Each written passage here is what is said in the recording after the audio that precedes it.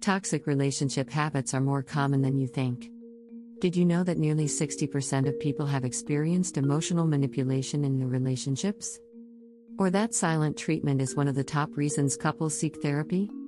These toxic behaviors can sneak into even the strongest relationships, causing stress and unhappiness. But here's the good news: you can break free from these habits.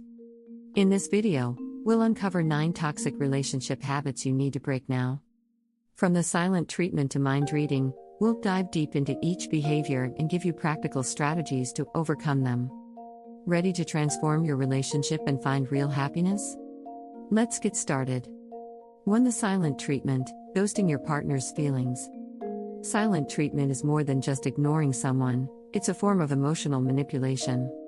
Did you know that according to a study by the Gottman Institute, couples who engage in stonewalling, a fancy term for silent treatment, are more likely to experience marital breakdowns?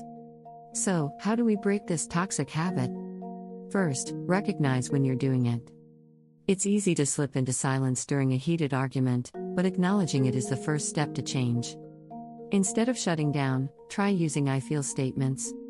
For example, say I feel hurt when you talk over me instead of retreating into silence.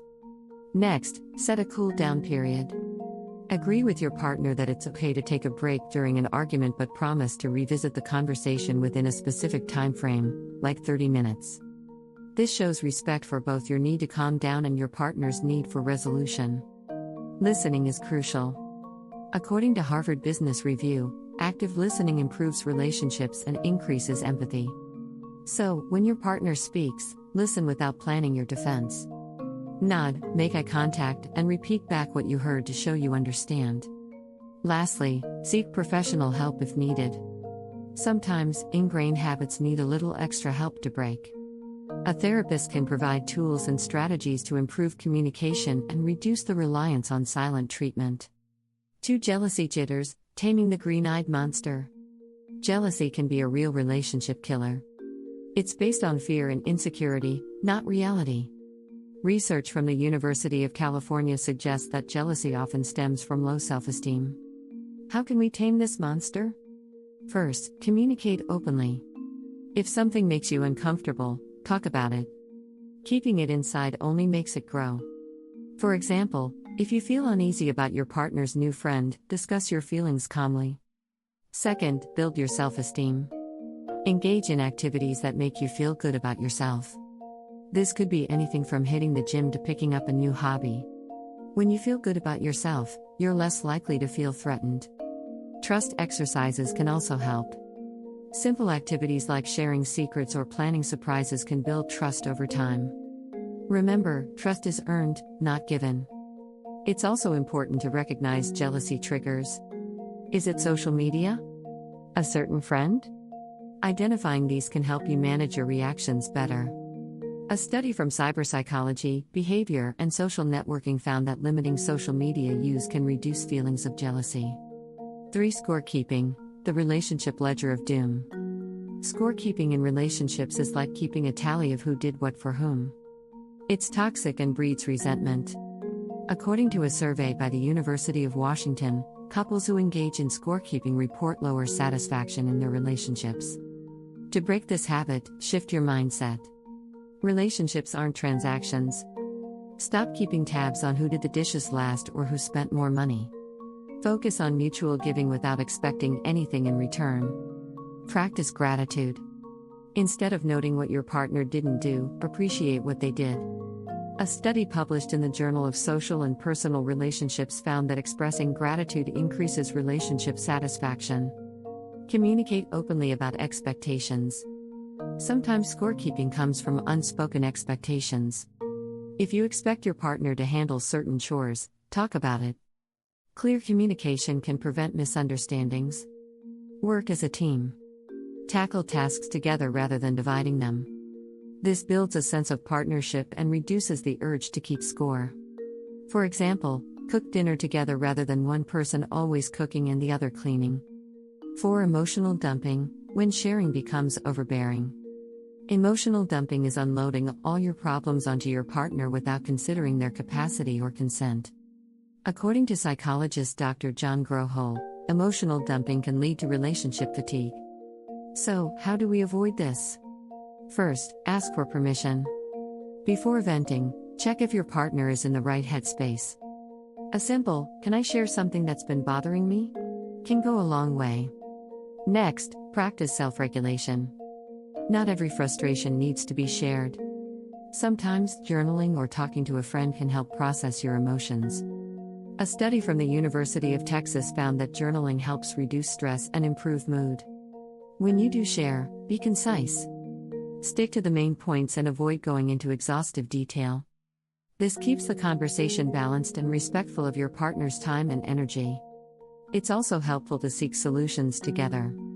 Instead of just venting, ask for advice or brainstorm solutions. This makes your partner feel involved and valued. And remember, professional help is available. Therapists are trained to help with emotional burdens. They provide a safe space to vent without overwhelming your partner. 5. The blame game, dodging accountability in love. Blaming each other is a quick way to erode trust and connection. Research from the Gottman Institute shows that criticism and blame are strong predictors of divorce. How can we stop playing the blame game? First, own your part. Take responsibility for your actions and their impact on your relationship. Instead of saying, "You always make us late," try, "I should have reminded us to leave earlier." Use I statements. They focus on your feelings rather than your partner's faults. For example, "I feel hurt when plans change last minute" is less accusatory than "You never stick to the plan." Practice empathy. Try to see the situation from your partner's perspective. Empathy builds understanding and reduces the impulse to blame. A Harvard study found that empathy strengthens relationships by fostering deeper connections. Work on problem solving together. Focus on finding solutions rather than assigning fault. For instance, if household chores are a source of tension, create a chore schedule together. 6. Mind reading madness, assumptions that sabotage love. Mind reading is assuming you know what your partner thinks or feels without them telling you. According to psychologist Dr. Harriet Lerner, mind reading leads to misunderstandings and resentment. How do we stop this toxic habit? First, communicate clearly. Instead of guessing, ask. If you're unsure how your partner feels, simply ask, "How do you feel about this?" Share your thoughts openly. If something is bothering you, don't expect your partner to guess. Say it clearly and kindly. For example, "I'm feeling stressed about work and need some quiet time tonight." Practice active listening. When your partner speaks, give them your full attention. This reduces misunderstandings and makes them feel heard. A study from the International Journal of Listening found that active listening improves relationship satisfaction. Avoid making assumptions. If you catch yourself assuming, pause and ask for clarification. This prevents unnecessary conflicts based on misunderstandings. 7. Neglecting self-care, losing yourself in love. Neglecting self-care is a silent relationship killer. When you lose yourself in your partner, it creates an unhealthy dependency. According to a study by the American Psychological Association, self-care is essential for maintaining mental health and a balanced relationship. So, how do we ensure we prioritize self-care? First, carve out me time. Dedicate a portion of your day to activities you enjoy alone. Whether it's reading, exercising, or simply relaxing, this time helps you recharge. Next, pursue your hobbies. Maintaining interests outside the relationship keeps you grounded and interesting. A 2018 study from the Journal of Marriage and Family found that couples who engage in individual hobbies report higher satisfaction. Set boundaries. It's okay to say no sometimes. Healthy boundaries prevent burnout and resentment. For example, if you need a night off from social events, communicate that need. Prioritize your health. Regular exercise, a balanced diet, and sufficient sleep are non-negotiables. A Harvard study highlights that physical well-being directly impacts emotional health. 8. Public shaming, the toxicity of airing dirty laundry. Public shaming is toxic. Criticizing your partner in public undermines trust and respect. Research from the University of Michigan indicates that public criticism is a strong predictor of relationship dissatisfaction. So, how can we break this habit? First, keep conflicts private. If an issue arises, address it in a private setting. This shows respect and consideration for your partner's feelings. Use positive reinforcement. Highlight your partner's strengths in public instead of their weaknesses. This fosters a supportive environment. A study from the Journal of Social and Personal Relationships found that positive reinforcement strengthens bonds. Establish a conflict resolution plan. Agree on how to handle disagreements. This might include taking a walk to cool off or setting aside time to talk things through later. Practice empathy. Before speaking, consider how your words will affect your partner.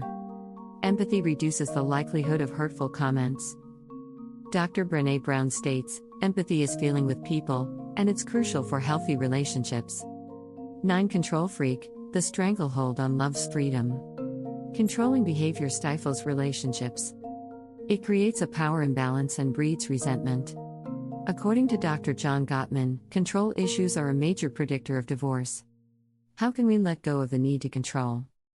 First, recognize the root of your control issues. Often, control stems from fear or insecurity. Understanding this can help you address the underlying emotions. Practice trust. Trust is the antidote to control. Trust your partner to make decisions and respect their autonomy. A study from the University of California found that trust significantly improves relationship satisfaction. Encourage independence. Support your partner's interests and friendships. This not only enriches their life but also yours. According to a 2017 study, couples who maintain independent social circles report higher happiness levels. Communicate openly. Discuss your needs and concerns without dictating. Use phrases like "I feel" instead of "you should." This opens the door to mutual understanding and cooperation.